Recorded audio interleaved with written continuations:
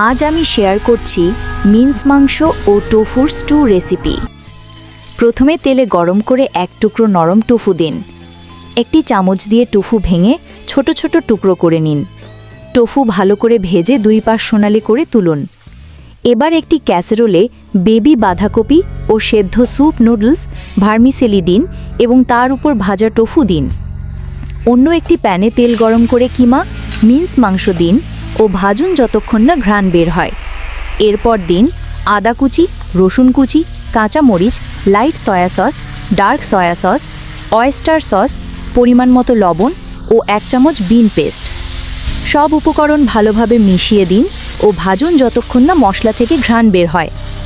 এবার পরিমাণ মতো পানি দিন। ফুটে উঠলে সেই মিশ্রণটি টোফুর উপর ঢেলে দিন। ঢেকে দিন এবং 8 মিনিট ধরে সিম করে রান্না করুন। শেষে কুচানো পেঁয়াজ পাতা ছড়িয়ে পরিবেশন করুন। ভার্মিসেলি টেনে নিয়েছে স্যুপের রস, ভীষণই সুস্বাদু। টোফু ও রস শুষে নিয়ে হয়েছে অসাধারণ মজাদার।